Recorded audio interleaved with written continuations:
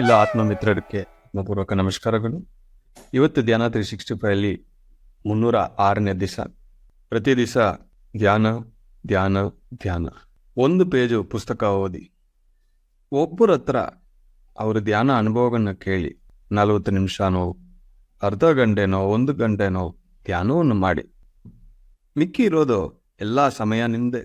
ಆ high energy, ಆ quality life ಅನ್ನೋದು ಧ್ಯಾನಿಗಳಿಗೆ ಈಸಿ ಆಗುತ್ತದೆ. ಒಂದು ಡೆಸಿಷನ್ ತಗೊಳ್ಳೋಕ್ಕೆ ಈಸಿ ಆಗುತ್ತದೆ. ಯಾವುದೇ ಒಂದು ಇದ್ರೇನು ಅದು ಇಲ್ಲಿ ಇರಬಾರದು. ಇಲ್ಲಿ ಯಾವ ಕೆಲಸ ತಗೋಬೇಕಂದ್ರೂ ರೆಡಿ ಇರಬೇಕು, ಶೂನ್ಯ ಇರಬೇಕು, ಶಕ್ತಿ ಇರಬೇಕು, ಬುದ್ಧಿ ಇರಬೇಕು. ಹಿಂದಿನ ಕಥೆಗಳಿರಬಾರದು, ನಿಮ್ಮ ಬಗ್ಗೆ ಡೌಟ್ಸ್ ಇರಬಾರದು, ಅವ್ರ ಬಗ್ಗೆ ಇವ್ರ ಬಗ್ಗೆ ಇರೋ ಕಸ ಇರಬಾರದು. ಇದು ಪವಿತ್ರವಾದ ಒಂದು ಜಾಗ. ಇದು ಚೆನ್ನಾಗಿದ್ರೆ ಇದು ಚೆನ್ನಾಗಿರುತ್ತದೆ, ಜೀವನ ಚೆನ್ನಾಗಿರುತ್ತದೆ. ನಿಮ್ಮ ತಲೆ ಒಳಗೆ ಐಡಿಯಾಸ್ ಇರ್ಬೋದು, ಪಾಸಿಟಿವಿಟಿ ಇರ್ಬೋದು, ಎಂಟಿನೆಸ್ ಇರ್ಬೋದು. ಯಾರ ಬಗ್ಗೆ ಯಾವ ವಿಚಾರಣೆಗಳು ಬೇಡ, ಅದು ನಿಮಗೆ ಕಸ. ಒಬ್ಬರ ಮೇಲೆ ಏನೋ ಒಂದು ನೀವು ತಲೆ ಒಳಗೆ ಇಟ್ಕೊಂಡಿದ್ರೆ ಅದು ನಿಮ್ಮ ಥರ್ಡ್ ಐ ಎಫೆಕ್ಟ್ ಆಗುತ್ತದೆ, ನಿಮ್ಮ ಜೀವನ ಎಫೆಕ್ಟ್ ಮಾಡುತ್ತದೆ, ನಿಮ್ಮ ಎನರ್ಜಿಯನ್ನು ಎಫೆಕ್ಟ್ ಮಾಡುತ್ತದೆ. ಹೇಳ್ಬೇಕಂದ್ರೆ ಪ್ರತಿಯೊಂದನ್ನು ಅಫೆಕ್ಟ್ ಆಗ್ತಾ ಇರುತ್ತದೆ.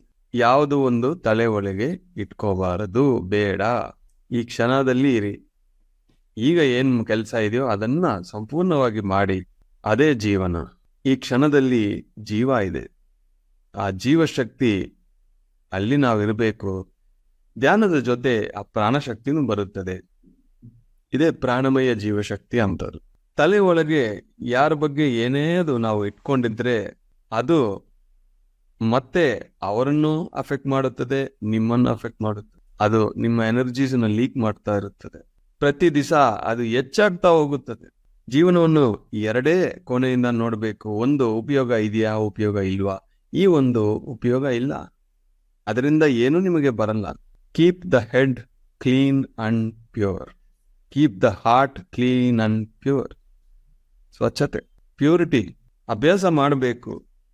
ಫಸ್ಟು ನನ್ನೊಳಗೆ ಏನಿದೋ ನನಗೆ ಗೊತ್ತಾಗಬೇಕು. ಆಮೇಲೆ ಏನಿದ್ರೆ ಚೆನ್ನಾಗಿರುತ್ತದೆ, ಉಪಯೋಗ ಇರುತ್ತದೋ ಅದನ್ನು ಪಾಟಿಸ್ಬೇಕು.